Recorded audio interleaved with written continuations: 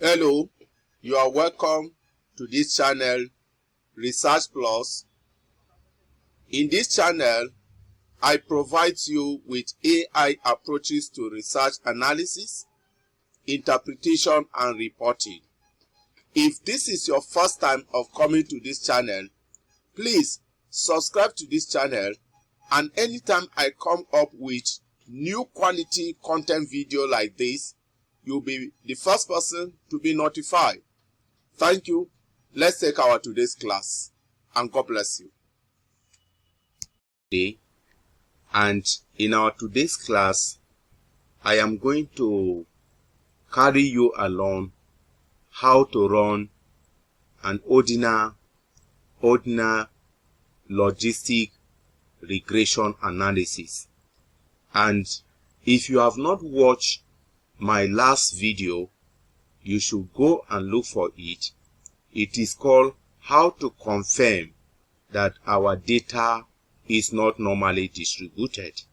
So it is one of the conditions that have compelled us to consider running a logistic ordinal regression. Why are we running, or why did we choose ordinal logistic regression? Simply, one of the simple reasons is that because our data was not normally distributed. If the data was normally distributed, we could have chosen any of the parametric tests, of which linear regression is part of it.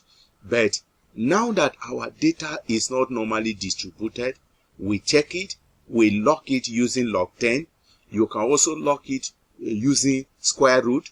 You can also log it using inverse. And all these two, when you log them through, you'll discover that still the data are not normally distributed. So you have no any option than to go and use non-parametric tests, of which I have choose ordinal logistic regression, because ordinal logistic regression is going to explain to us the effect of the independent variable, which is called the predictor, on the dependent variable, which is called the DV. So in this analysis, I have 5 independent variables impacting the dependent variable. So in this regression, just sit down and follow this video step by step.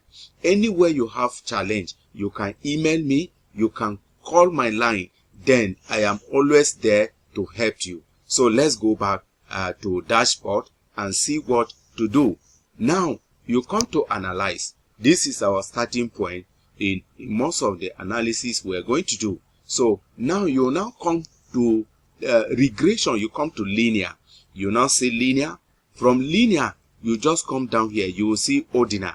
Here it is written ordinal. It is not written logistic ordinal regression as I am mentioning, but is still the same thing. So you click on it. As you click on it, just wait, SPSS will bring a dialog box. From this place, you are going to displace variable names, and I have done that as you are watching me.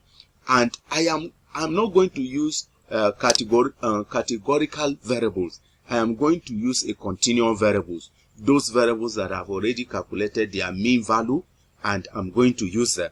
So here, what is my dependent variable? In this analysis, interreligious dialog was the dependent variable. So I will click on it and I'll move it to dependent variable. So I am left with independent variable, which is this one, 1, 2, 3, 4, and 5.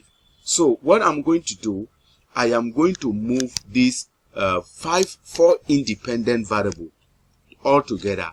I'll move them to covariance. Look at it, covariance. Don't put them in factors. If we put them in factors, that shows that we're going to use categorical variables. So as you have entered it to this place, the next thing you are going to click is option. So when you click on option, you'll see your maximum is 100. Leave everything. Your confidence interval is 79. Leave it. Don't touch anything. From here, click continue. From this place, come to the next one, output.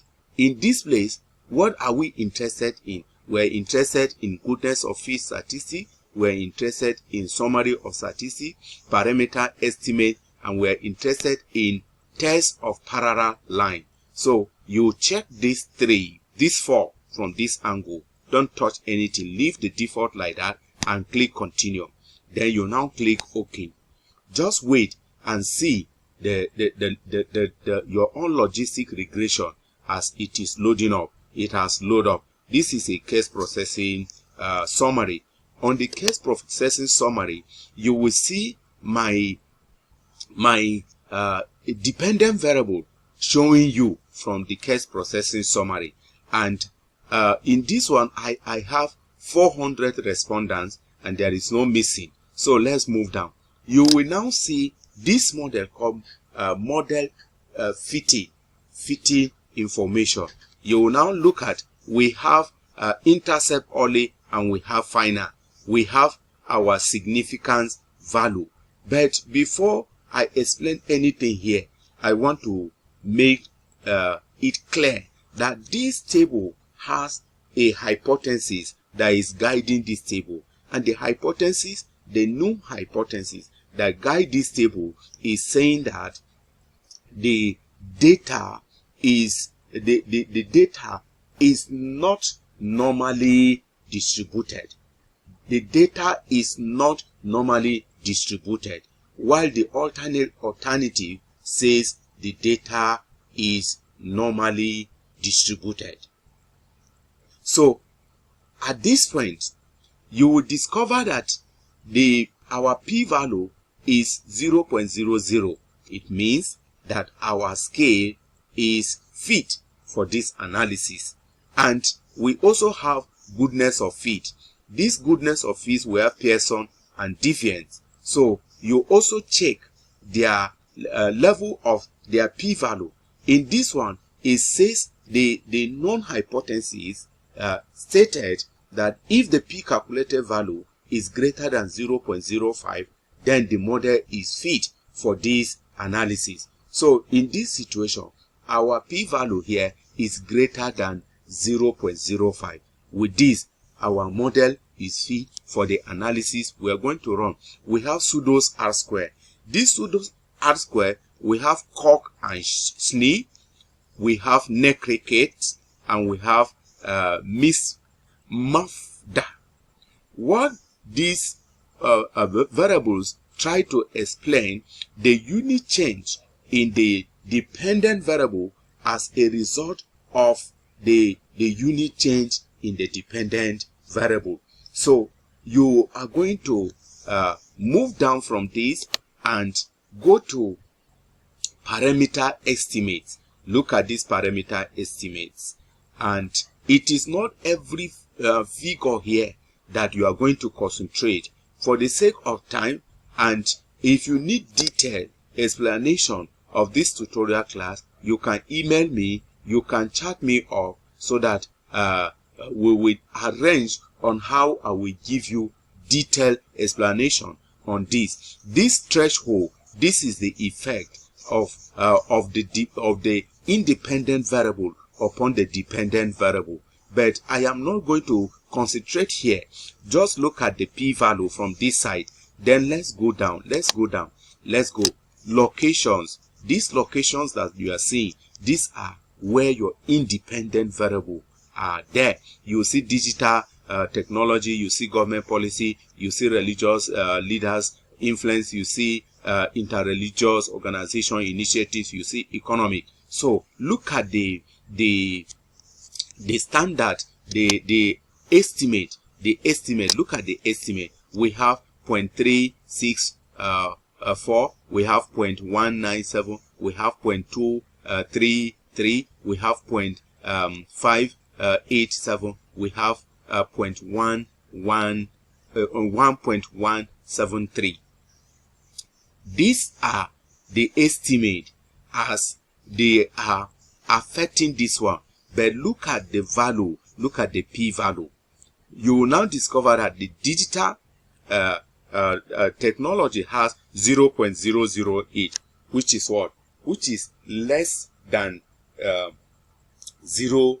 It is less than 0.005. So it is significant. This one, look at it. This one is giving us 2.8, which is greater than 0.05, our level of confidence. So this one is not significant. So you will now come to this one. This one too is not significant because it is 0.195, which is greater than 0.05. Then let's go down. You will see this one is what?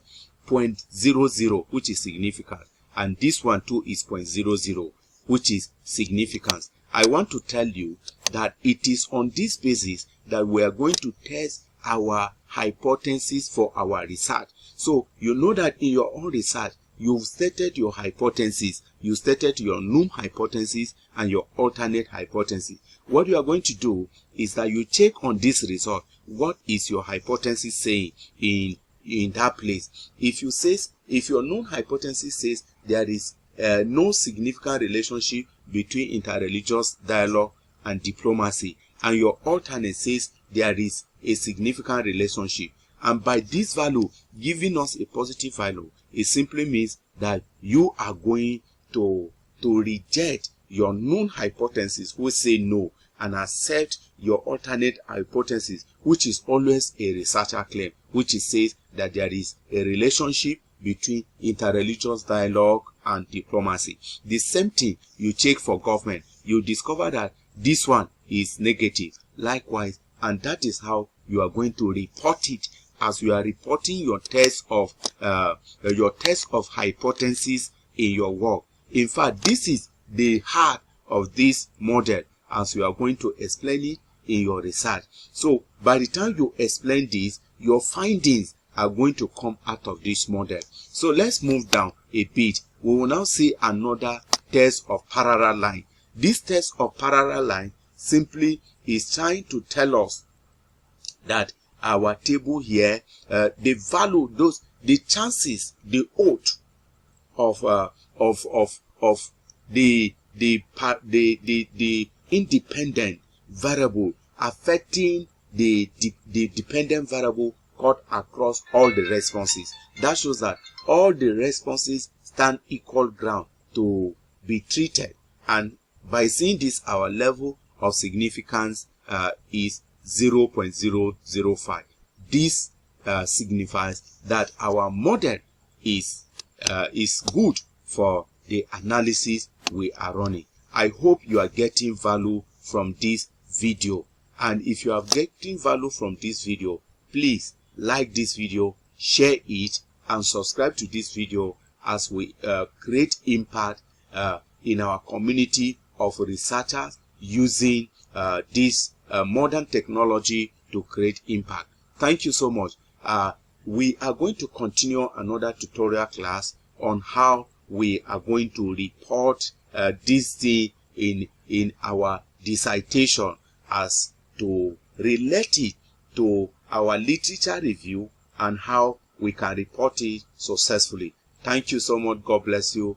And as we meet to continue our journey of impacting the community of researchers this day. God bless you.